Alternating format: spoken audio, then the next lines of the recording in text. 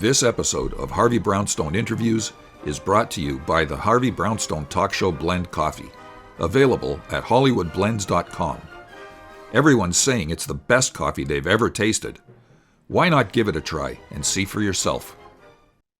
Hello, everyone. I'm Harvey Brownstone, and today's special guest is a highly popular and beloved multi-award winning actress, singer, dancer, recording artist, producer, and director who's conquered every medium in the world of entertainment.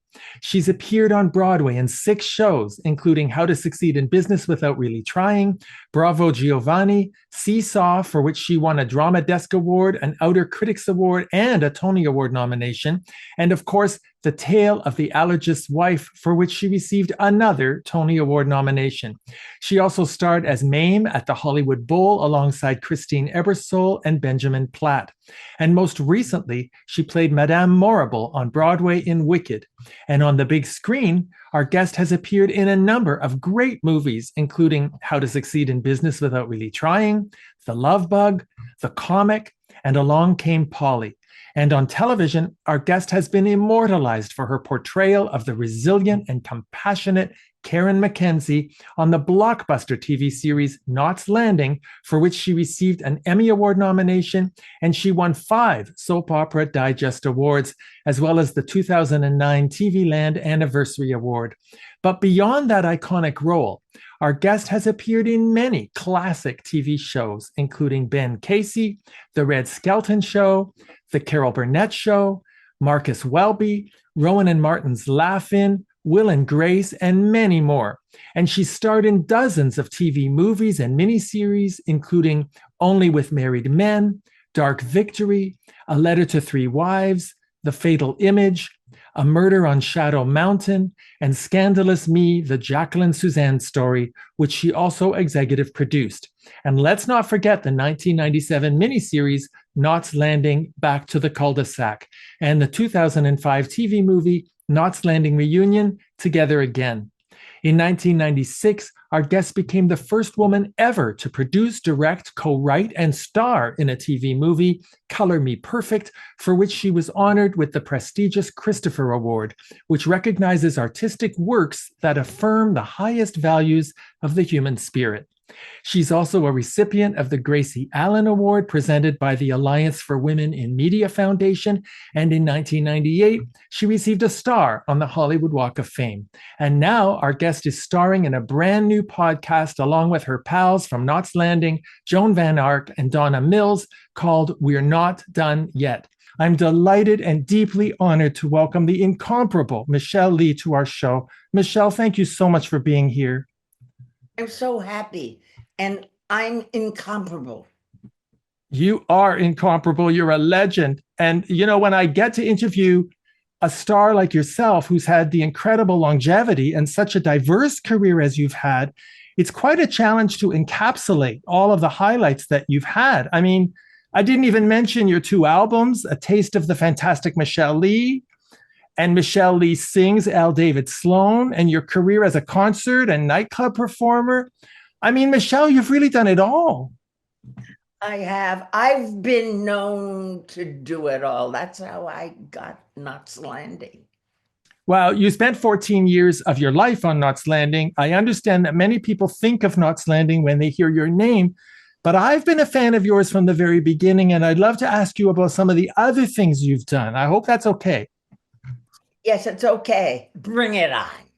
I mentioned your Broadway career in my introduction, and I had the privilege of seeing you in The Tale of the Allergist's Wife, written by the phenomenal Charles Busch, who appeared on our show last year. What was it like working with Linda Lavin?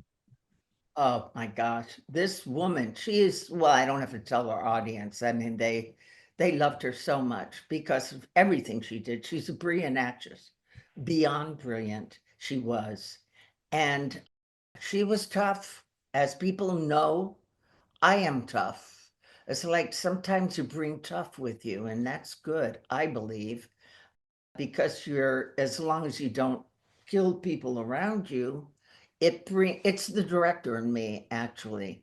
You're used to kind of fighting to get up there as a female, and she's tough because she knew what she wanted.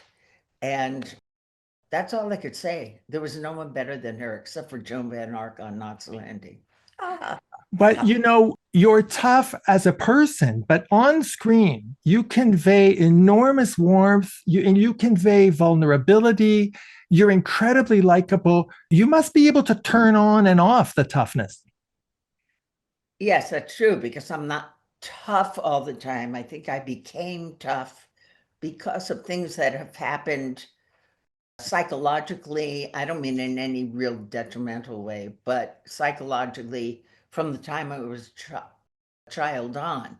I was very close with my parents, probably too close, never really maybe felt omnipotence, and so a struggle sometimes to understand me and allow me to be out there. I have to be tough sometimes, or seem tough. There's a part of me that is very vulnerable, hence the tough. Think about that, folks. I think the word resilient describes you more than tough. Yeah, let's not talk about tough. In 1969, you worked with Dick Van Dyke and Mickey Rooney in the comic directed by Carl Reiner. That's three legends in one project. That must have been so exciting for you. Yeah, it was, I stayed close with Dick Van Dyke to this very day. We're very close. I did so many things with him other than that movie. And when I did the movie with him, he's as resilient, happy, up, wonderful as he is. Okay, he's very private, very private. When I did the movie with him, he was pretty much on his own, quiet. We got along. Subsequent to that, we did so many things together. I worked with him often on some specials. We've seen each other socially a lot. He's been here to my house. I've been to his home. And I don't have to tell the audience what kind of a man he is. And I will tell you now, when people talk about who he is today at age up there, okay? He shines, and he is so, so in love with his wife, Arlene. When I first heard they were together, I thought, oh my goodness, there's such an age difference. And there is an age difference. They are so in love and so supportive that, I mean, if you thought it, nah, didn't matter at all. So I love the man. I love his wife. And Mickey Rooney was crazy. We all knew that. Doing this with Mickey Rooney was, I don't even know what word, not chaotic, maybe chaotic. Sounds like an adventure. Oh my God. It was an adventure because Mickey Rooney never stopped. He was always on. It's kind of the opposite of the tough thing. He had to be always on because that's the way he stays alive, or he's dead. And in his own mind's eye, the superstar that he was since he was a kid. Carl Reiner, one of the finest, most wonderful human beings. Again, I have to say that too. Everybody loved Carl Reiner, especially Mel Brooks. And the French. That's for sure. And what about Carol Burnett? You were on her show 4 times. Do you remember the skits that you did with her? Yes, I do remember some of the skits I did. She was so lovely to me. And every time I see her now, wherever it may be, she always comes and gives me a big hug. I mean, the audience knows Carol Burnett as they know Dick Van Dyke, and you can't get away from that. I did one sketch with her, which was kind of funny. It was a sketch that I had to come out in a bikini in the middle of the scene. And so the wardrobe people were saying to me, "Ooh, I don't know." I said, "No, I can lose weight. I can lose weight. They didn't say I was fat. The mini they had for me was just a little too tight. So I said, I'm going to be 5 pounds less by the time we shoot in 4 days. 5 pounds less. So I did. And, oh, it was being shot live straight through. So I kept going in and out of a closet and changing what I was wearing to woo Harvey Korman in the scene. So I get back there. I'm supposed to be out in like 30 seconds or less. And I get in there and my bikini, is that a break? My bikini. So Was it the top or the bottom? yes, it was the top, okay? Well, you didn't lose weight there. I did. I couldn't lose weight there. So anyway, I came out. This is going to sound funny to the audience who knows show business. I came out of the closet late. Okay. I did. And so they had to wait for a minute. And, you know, of course, they don't like doing that because they have to pause everything. The flow is interrupted. I interrupted the flow because of my bust. Well, if there's a reason to interrupt the flow, that's definitely the best one. I also want to ask you, in 1985, you co-starred in the remake of A Letter to Three Wives, and you played Rita Phipps, who was originally played by Ann Sothern in the 1949 movie. Were you influenced at all by her performance? No, I couldn't be. Too much time had gone by where things had changed so much, but I did work with her once. She was in the movie a little bit. Did you know that? She played a character in the movie. The executive producer of Knots Landing, Michael Fileman, put her in that movie with Stephanie Zimbalist and Lonnie Anderson. You see the similarity? Absolutely. And big busts. We're full of it. June is busted all over. No, no, no. Well, I had forgotten that Ann Sothern played a part in your movie. That's so cool. Yeah, absolutely. She did. She played someone's mother. Another one you did in 1992, Broadway Bound, which was based on Neil Simon's play. You co-starred with Anne Bancroft, Hugh Cronin, Jerry Orbach, and my friend Jonathan Silverman, who was recently on our show. Did you ever get to meet Neil Simon? Yes, I met, oh yes, because when I did this Broadway show called Seesaw, he wrote some of the comedy in the show when we opened and we were in previews, and he did a little, you know, they called him Doc for a reason, and he wrote a couple of the scenes that were hysterical. Oh, they were so funny. Now, Jonathan, and then I knew all of them. My parents were New Yorkers, and I knew everybody. I was of a generation where everybody knew everybody. And you're going to love this about Jonathan Silverman. Guess what? He was my next door neighbor in the house I lived in before this house. And his mother and he lived there. My son grew up there. And so, yes, I've known him probably all his life. Oh, he's a great guy. I just love that you've done these TV productions of Broadway shows. I mentioned Broadway Bound. You also did Of Thee I Sing with Carol O'Connor, Cloris Leachman, Jim Backus. That must have been a great experience. Oh, yeah. I'll tell you what happened then. I was known enough to be on many television specials, and Carol O'Connor didn't really know me, but he saw me on one of the craft music halls, and I was singing Bob Hope's Thanks for the Memories as a ballad. And I always act my songs. My songs become my character. And he was so in love with what I did with that. He put me on their special, and I played a character called, I don't know. She was, I don't know, but she was voluptuous. And she talked like this, and she was from the South or Texas, and she wooed all the men there. But enough about me. how about when I played Karen McKenzie on them? Wow, Karen McKenzie is, of course, a legendary character for sure. But another legendary character, 1998, you played Jacqueline Suzanne in a terrific TV movie, Scandalous Me, the Jacqueline Suzanne story. How did you prepare for that role to play a real person?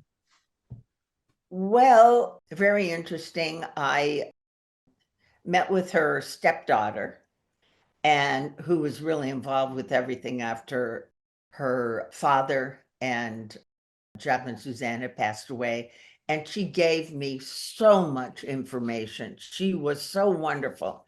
She read things to me. She let me see things. I had the ankh that Jacqueline Suzanne always wore, and which I wore. I wore a couple of her things in the movie.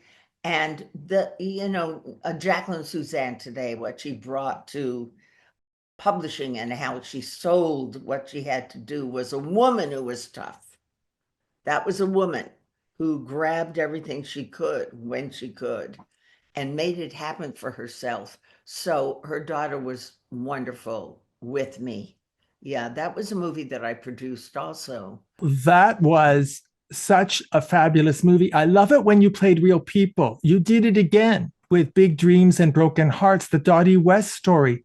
Did you ever get to meet Dottie West? I did meet Dottie West once. Backstage, I was backstage, right? It was at a Circus of the Stars. Remember those shows? And she was walking backstage with her then husband, who was her youngest husband, her drummer, Byron. And I met her for the first time then. After she passed away, I thought I knew Ken Cragen, who was her manager, and Kenny Rogers, who was his manager, and I had met Kenny many different times. So anyway, I got in cahoots with Ken Cragen, and I got the rights of Dottie West. I worked with his daughter, Shelley West, and she gave me so much information, and I got loads of writings of Dottie West. But the reason it was so incredible, not only just this woman who changed everything in country music. She wore Bob Mackie. She just smashed through everything. She had hits with Kenny Rogers. Well, I wore, believe it or not, they opened the storage from the costume designer, and most of the clothes I wore in Dottie West were hers. And all I had to do was make things at times a little bigger, believe it or not, because she had gotten very thin at a point of time. But she was legendary in all the people that she helped, all the country artists that she would have them live in her basement, in her home, whatever, and she'd help them through everything. But Dottie West, I love also. It was nominated for 2 Emmy Awards, and I also produced that movie, and it's one of my very favorite things I ever did because everybody loved it. They still ask about it and they still want it. Oh, it's a tremendous movie. And you acquired a whole new audience of country music fans because of your portrayal, which was filled with so much love for her. You could tell that you really liked her. I did. And also, by the way, this was a movie I recorded everything she sang in Nashville with her chorus, her singers. That particular movie was one of the best television biopics we've ever had. Oh my gosh. I thank you for that. And another one, I don't know if you remember this, you played Lou Costello's wife, Anne, in a TV movie called Bud and Lou with Harvey Korman and Buddy Hackett. How did you prepare for that role? Was there any footage of her that you could look at? No, and I don't think that was really important at that time. I think in terms of her, Bud and Lou had to be Bud and Lou to some degree, but the wife Didn't have to go that far. She could have the same color hair. And I knew her psychology. I knew what she went through because they had a child that drowned in their backyard pool. And she was never the same, nor her husband ever the same. Well, I mean, you could just imagine that. Period. Nothing else. Being married to a star, going through the death of a child. That's it.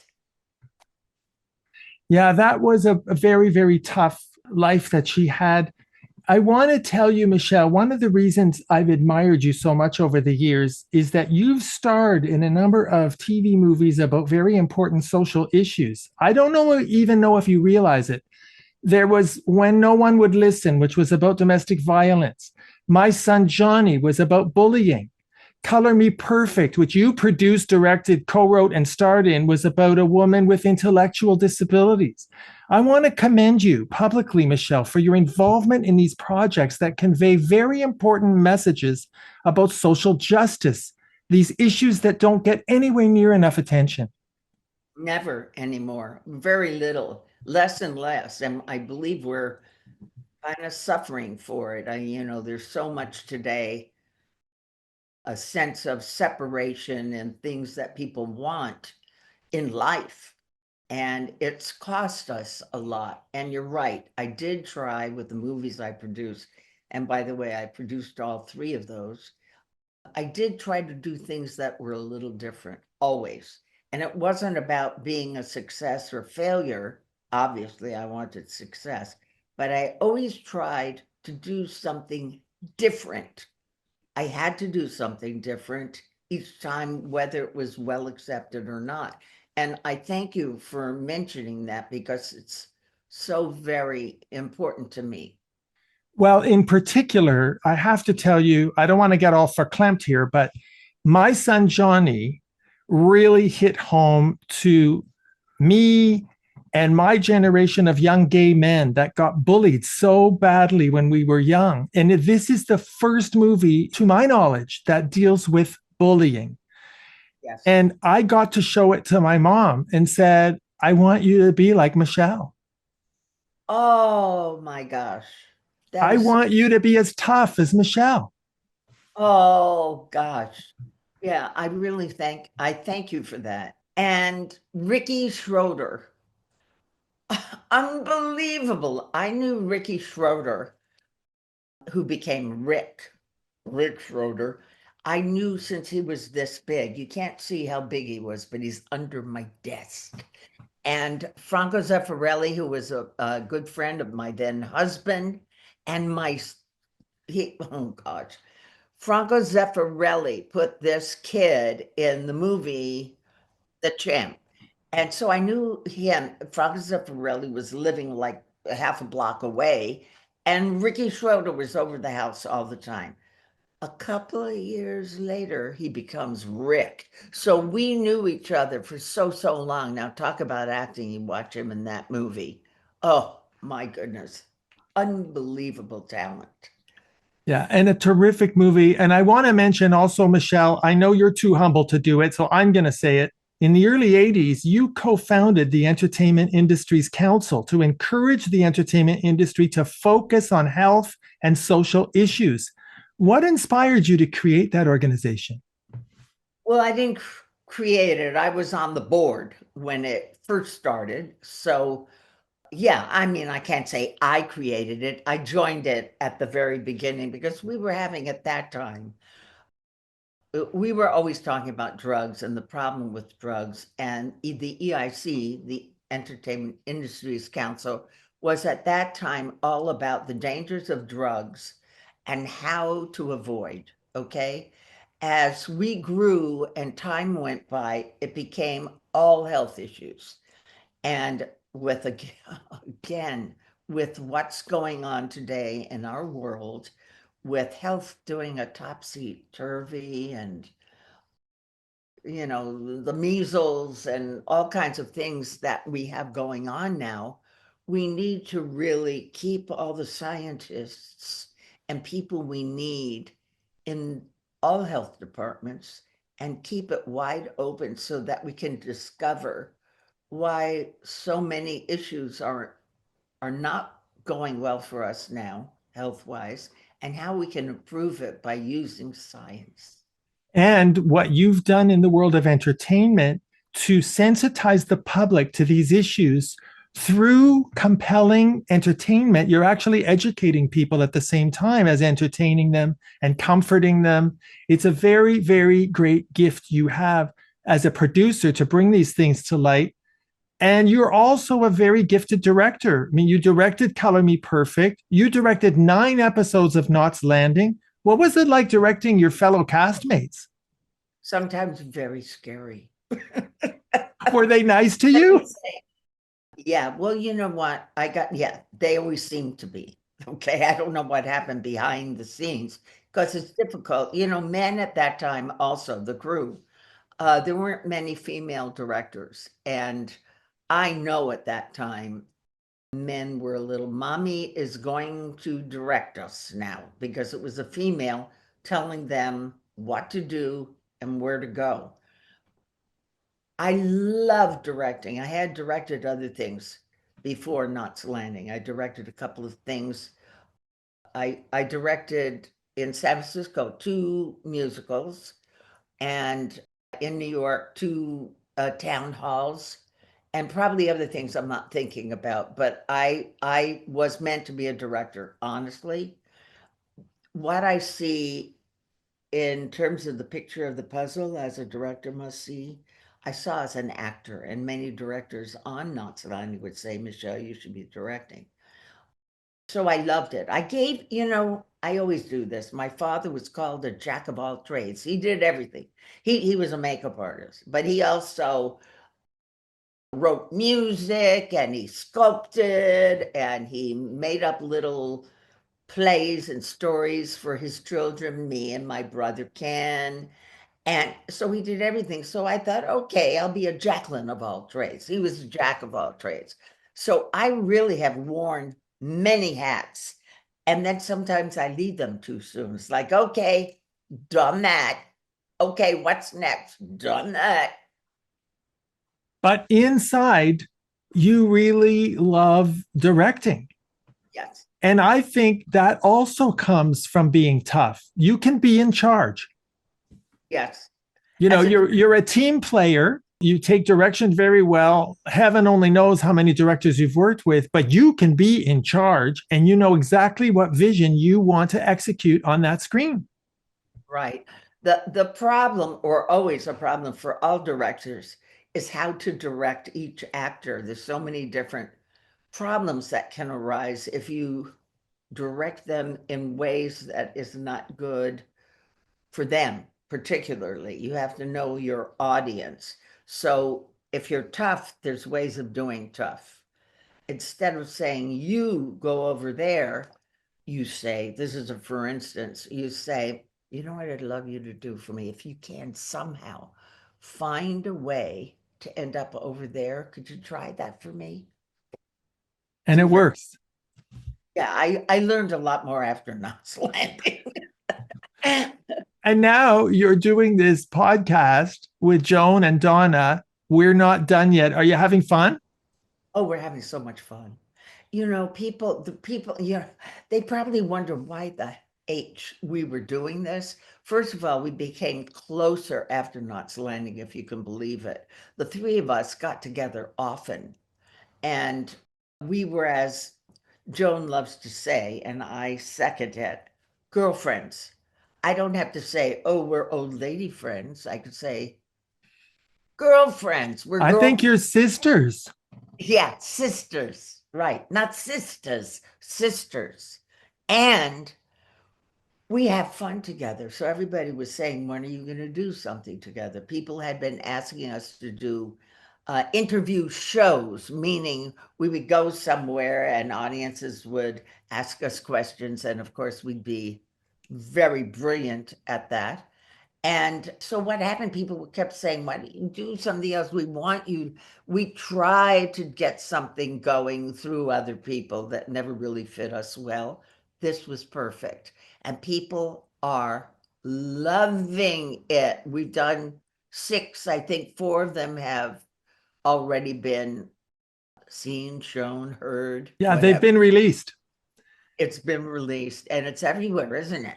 It's everywhere. It's on every platform. I have to tell you, Donna was on our show a few weeks ago, and she said that people sometimes ask her about episodes or scenes that she can barely remember. So she has to go back and watch some of them.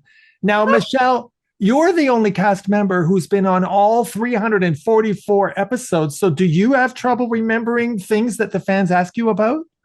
Yes, absolutely. As a matter of fact, someone sent me a scene that I did in Knots Landing with Stephen Mott, and he played my brother. When I tell you, I was watching it yesterday, laughing at me. I was so funny. I mean, really, the incredible thing that Karen had, certainly in all of the beginnings of Knots Landing with her husband and Kevin Dobson, who I loved so much, Don Murray before him, unbelievable actor. We just laughed all the time because a lot of the stuff we did was romantic comedy. We just brought my character was so much more character. Karen in the beginning of the show through X amount of years. Oh my gosh. I wish I could go back to that again. Well, it's always there for the world to see. I mean, you've been immortalized. But when you talk about being funny, I have to tell you personally, you appeared on an episode of Will and Grace with Cheetah Rivera. It was called Dance Cards and Greeting Cards. I thought you were so fun. That was such a great episode. You must have had a ball. Yeah, we did. Of course, that talk about the characters on that show, the brilliant actors, all of them, brilliant actors. And I don't have to tell you anything really about Cheetah, who was everybody's, oh God, they just looked up to this woman for everything she had done. And she was Miss Broadway, and they loved her. And so when they asked me to do it with her, gosh, and I knew her forever. Also, I knew her daughter. It's everything comes around, goes around, comes around. So Cheetah and I had seen each other so often in New York, and yeah, I love doing that show. The show was fabulous, still is. When they rebooted it, it was great. It was great. That was a great episode. You talk about New York. I have to tell you that in 2010, I saw you at Carnegie Hall with Michael Feinstein. That was such an unforgettable evening, Michele. It's such a thrill to tell you that, how great that show was. Yes, what we did at one point at Carnegie Hall, there were other actor performers on the show also, but Michael and I sang for the then president, who I loved so much, President Clinton. And that was a joy. That was a joy. So anyway, we're all leaving. It's raining outside. He always came or left a little late. He wasn't like Ronald Reagan did everything on time, to the minute. Clinton would just kind of lag behind. And so they told me that because the president was leaving through this exit door, that they were clearing our cars. And I said, I can't go outside. What I was wearing will get damaged by rain. So they said, okay, wait, wait in the hallway.